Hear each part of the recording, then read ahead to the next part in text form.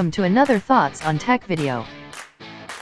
Today with a battery charging time comparison between the GoPro Hero 7 Black and the DJI Osmo Action.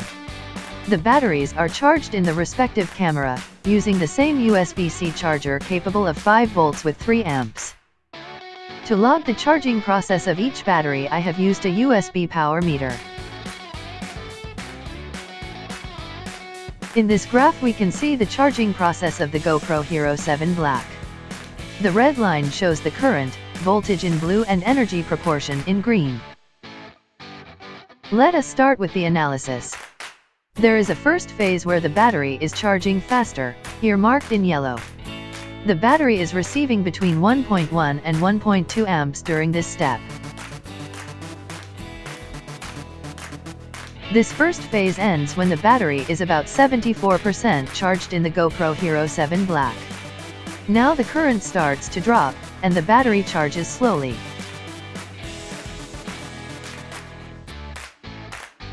This battery reaches the 80% of its complete charge after 46 minutes.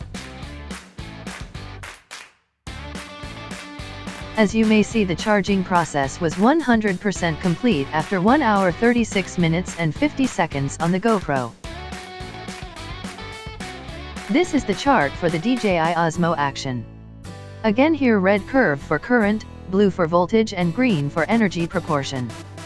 When the DJI Osmo Action is on the fast charge phase, the battery receives between 1.2 and 1.3 amps. A little more than the GoPro Hero 7. This fast charging step lasts until the battery is 68% charged. After that the current starts to drop in order to avoid damaging the cells. 80% of the total charge is achieved here after 43.5 minutes.